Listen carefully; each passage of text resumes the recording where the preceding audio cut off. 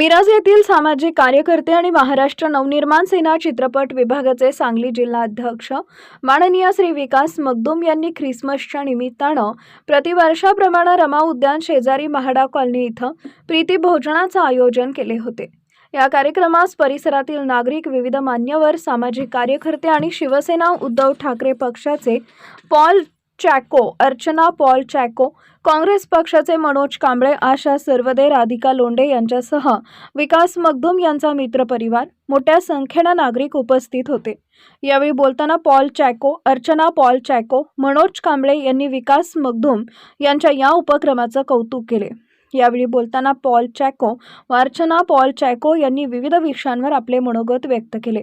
यावेळी बोलताना ते म्हणाले की ॲक्च्युली कसं आहे, संदेश म्हणजे की या निमित्ताने लोक एकत्र येऊन जो काही त्यांच्यामध्ये गैरसमज आहे, जे काही गढूळपण वातावरण झालेलं आहे, त्या संदर्भाने बोलून त्यांच्यातले डाऊट असतील किंवा ज्या समस्या असतील ते बाजूला ठेवून या सणानिमित्तानं एकत्र येऊन एकजुटीनं परत त्याच उत्साहानं ते पुढे जाण्याचा प्रयत्न करतील आणि जे काही झालेल्या जुन्या गोष्टी आहेत ते विसरून परत एक नव्या मार्गाकडे जाण्याची ही दिशा आहे। आणि म्हणून हा सण राबवला आहे किंवा आजची जी हे ठेवलेलं आहे फेस्टिवल, तर त्याच्या मागचा मेन हेतू हा आहे की लोकांमधले जे गैरसमज आहे ते दूर व्हावं आणि जे आपण वचन वाचतो, ऐकतो, तर तेच आपल्या मनामध्ये बीज पेरले जाणं महत्त्वाचं आहे आणि त्यानुसार लोकांमध्ये समस्या दूर होऊन प्रेमाने एक आनंदी वातावरण व्हावं। कसं आहे, ते तपोवनचा जो विषय आहे तो कम्प्लीट वेगळा विषय आहे आणि जे झाडं वाचवणं गरजेचं आहे त्याच्या मागे जे राजकारण चालू आहे ते ॲक्च्युली चुकीचं आहे। आणि झाडं वाचवणे, एन्व्हायरमेंट प्रोटेक्ट करणे हा भारतातल्या प्रत्येक मानवजातीचा तो धर्म असला पाहिजे। आणि हा जो आजचा जो सण आहे, जे एकत्र येण्याचा जो निमित्त साधला आहे ख्रिसमसच्या निमित्तानं, तर हे निमित्त जे आहे ह्या निमित्तानं फक्त प्रेमाचा संदेश देण्यासाठी आम्ही सगळी एकत्र झालो। अगदी बरोबर। आणि जेव्हा कोणीही बायबल वाचत असतील किंवा कुठलाही, तर त्याच्यामध्ये असं आहे की तुम्ही शांततेचा मार्ग हे करा, जो आपल्याला महात्मा गांधींनीही सांगितले। असे कितीतरी थोर नेते होऊन गेलेले आहेत ज्यांनी काय सांगितलेलं आहे की तुम्ही काय करा बरं, की शांततेने पुढे जावा आणि कार्य करा। तर तेच ह्या मागचा एक उद्देश आहे। बरोबर। कारण की जातीतेढ जे निर्माण करण्याचा प्रयत्न चालला आहे 2014 पासून, ते मिटवण्यासाठी अशा पद्धतीचं कार्यक्रम होणं खूप गरजेचं आहे, जेणेकरून प्रत्येक समाजातली लोक एकत्रित येतील आणि एका याच्यावरती शांतता या भारतात नांदता येईल अशा पद्धतीने प्रोग्राम राबवणं खूप गरजेचं आहे। आणि प्रत्येक धर्मात होणं गरजेचं आहे आणि प्रत्येक धर्मात हा प्रोग्राम चालू आहे, पण राजकारण लोक स्वतःचा स्वार्थ साधण्यासाठी तेढ निर्माण करत आहेत। सगळ्यात महत्त्वाचं प्रीतिभोजन हा जो कार्यक्रम ठेवला जातो, नाताळनिमित्त हा कार्यक्रम ठेवला जातो, त्यात काय असं नाही की कुठल्या धर्माने येऊन जे करावं, काय नाही। प्रीतिभोजन म्हणजे सगळ्यांनी प्रेमानं एकत्र येणं हा याचा एक उद्देश आहे। आणि दुसरी गोष्ट म्हणजे कसं आहे, काही लोक दिशाभूल हे चालू आहेत, आता राजकारण हे दिशाभूल चालू आहे, लोकांची दिशा वळवणं चालू आहे। नाहीतर असं कुठंही काही नाही की बाबा की तुम्ही ह्याच धर्मात राहिलं पाहिजे, तुम्ही असं काहीच नाही। मला सांगा, येशू ख्रिस्ताला फटके मारले गेले, पण देवानं म्हणून त्यांना असं शाप वगैरे काही दिलेलं नाही। देवानं सांगितले, देवा त्यांना माफ कर, ते काय करतात त्यांना माहीत नाही। हा धर्मच असा आहे की शांतता आहे, तुम्ही काय बोलला तर तुमचं मत आहे, ते लक्षात, तुम्ही माणूस पण वाईट नाही, ते तुमचं मत मांडलं तुम्ही आणि ह्याकडे कोण लक्ष देत नाही। कारण का, देवानं जर माफ केले, ही सगळी प्रीतीची लोक आहेत आणि त्यांना सगळी माफ करतात। असं काही नाही की त्यांनाही केलं म्हणून आम्ही असं करावं, असं काही नाही।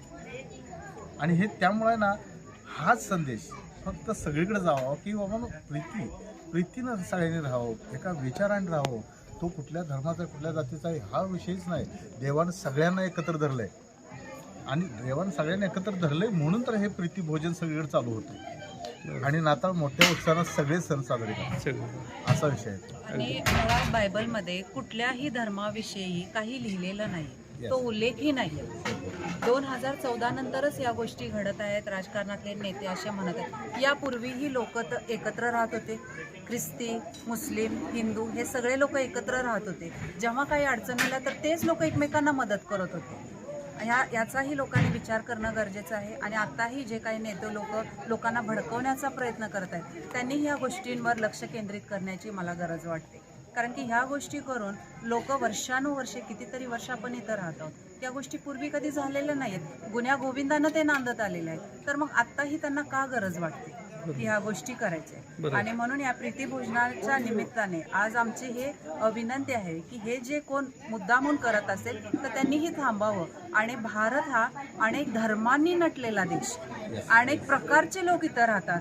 तर हा आपला अधिकार आहे की सगळ्यांनी गुन्ह्या गोविंदाने आणि शांतीने एकत्र राहावं. विल्यम वाल्लेस ज्यावेळेस त्यांनी हॉस्पिटलची स्थापना केली त्यांच्या मनात किंवा त्यांच्या विचारात कधी असं आलेलं नाही की बाबा आपण स्पेसिफिक एका धर्मालाच आपण वैद्यकीय सेवा द्यावं. त्यांनी एक सेवा या भावानं हॉस्पिटल निर्माण केले आणि तोच विचार आम्ही घेऊन चाललेलो आहे. वैद्यकीय पंढरी जसं तुम्ही तुमचा प्रश्न होता वैद्यकीय पंढरी मांडली जावं, पण वैद्यकीय पंढरी करण्यासाठी जे सुखसुविधा पाहिजे, रस्ते पाहिजे प्रॉपरली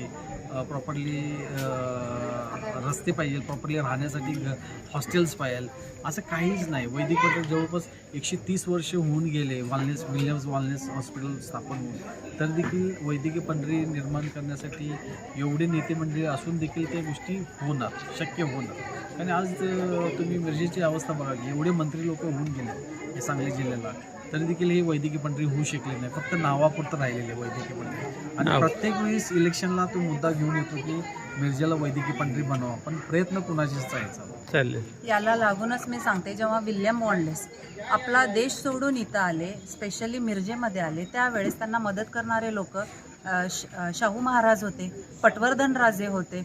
त्यांनी त्यांचं कुठली जात बघितली नाही, त्यांनी त्यांना मदत केली. आणि जेव्हा हॉस्पिटल तयार झालेलं आहे तर त्यावेळेस अनेक प्रकारचे लोक सेवा घेऊन गेलेले आहेत. त्यावेळेस त्यांच्यावर कुठली जबरदस्ती केलेली नाहीये, त्यावेळेस धर्माचा विषयच कधी निघालेला नाही. तर मग आता हे लोक का हे करतात? राजकीय तेढ निर्माण करण्यासाठी मुद्दा घेतलेला, या समाजाचा फक्त वापर करून घेतला गेला. पण आजपर्यंत त्यांनी संधी देखील दिलेली. ही संधी मिळावी अशी अपेक्षा आहे तुमची? ही संधी जर ह्यावेळेस नाही मिळाली तर खेचून घेण्याची ताकद आता आम्ही यावेळेस ठेवू. मग ते हिसकावून घ्यायची तुमची हो. तयार आहे? बरोबर, अगदी बरोबर.